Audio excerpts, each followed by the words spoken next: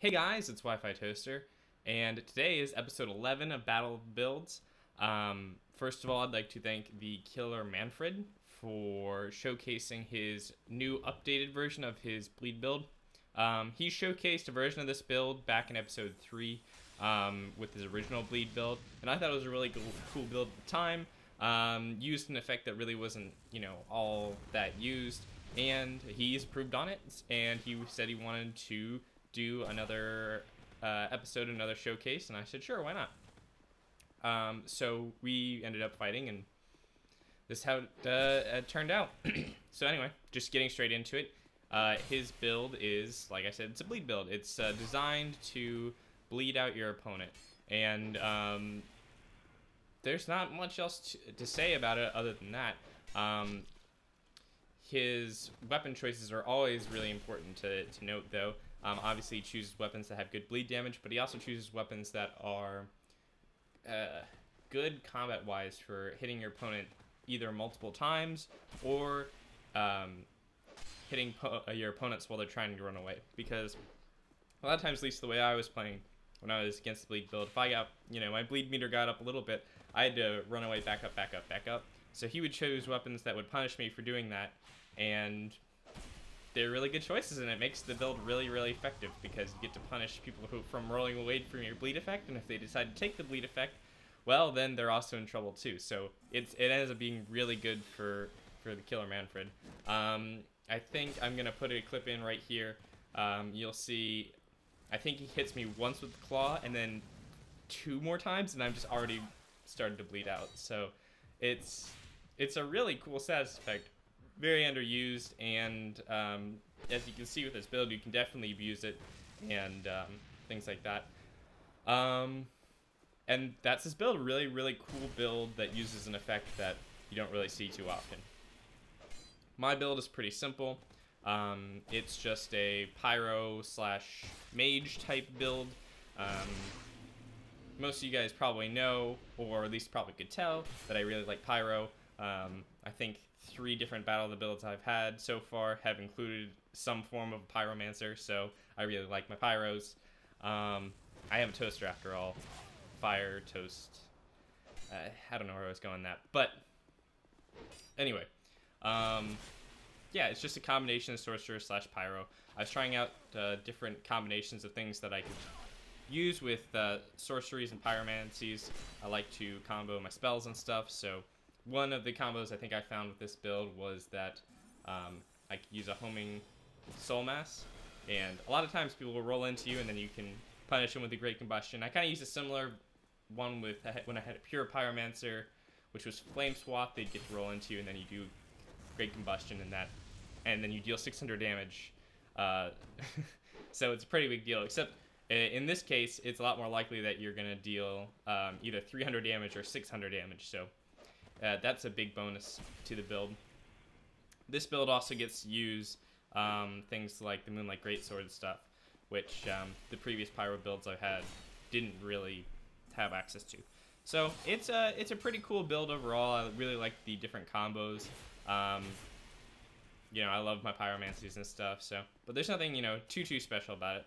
I will make sure to leave the links to our 2 builds in the description below. And I also want to talk about a few things sort of channel update wise about what's going on with me, and also I'm just going to say this right off the bat. This video isn't going to have any music at the end of it, and it's not going to be too long, and that's simply because there's only 5 days until Bloodborne comes out, and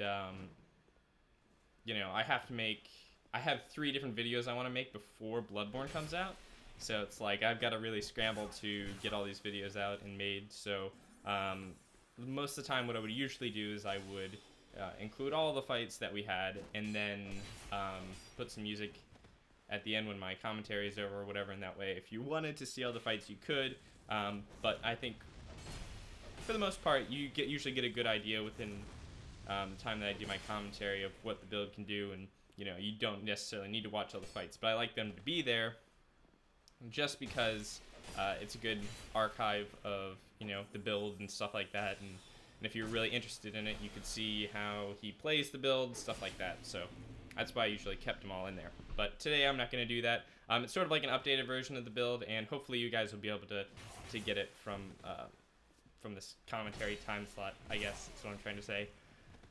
So anyway, channel update wise, of course, I think it was probably obvious, but I'm going to be getting Bloodborne. I'm going to be getting a PS4, and I'm going to be playing a whole lot of Bloodborne and making Bloodborne content. And what I really like about Bloodborne coming out and everything is that I'm going to get a lot more chance to do commentaries. And the reason I'm saying that is because as Bloodborne first comes out, I sort of have an opportunity I didn't have when Dark Souls 2 first came out, in that I can, you know, talk about like things that are changing right at the beginning of Dark Souls 2. I did not really get a good microphone for commentary until about mid to late way through Dark Souls 2, so I didn't really ever get a chance to do the fun commentaries right at the beginning of Dark Souls 2. And now that I have all of my equipment and everything like that, I'm gonna get the chance to do that with Bloodborne. So I'm really excited to do that, and I'm excited to do a lot more commentaries. I'm probably going to talk a lot more about the community, like the changes to PvP, you know, meta stuff, whatever that meta ends up being or not being, whatever the case may be in Bloodborne, different systems. I may make a few guides. I sort of have like this wide branch of opportunities of things I can do now that I'm sort of getting right on the Bloodborne train. I've got all of my equipment and everything ready to go. So it'll be really exciting to do that.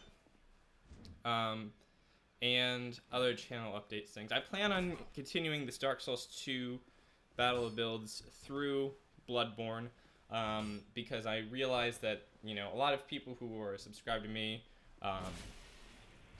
or people who come to visit the channel might not necessarily have a PS4 and they couldn't play Bloodborne. So I want to make sure to give opportunities to people who, you know, don't have a PS4, Bloodborne, whatever. We can interact and do stuff, and I'll still have content for Dark Souls 2 every now and then, you know, with continuing with Battle of the Builds and stuff. So that's kind of the idea.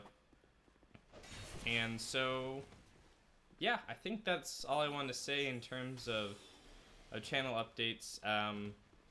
I might start streaming on Twitch. It depends. The reason I hadn't streamed on Twitch before, or hadn't streamed regularly, I had done 2 streams. The first stream did not go very well. The second stream went okay, but I don't have a very good quality computer for streaming, so I could only stream in like 480p, and I didn't really like the way that looked, and I also couldn't play music or anything like that.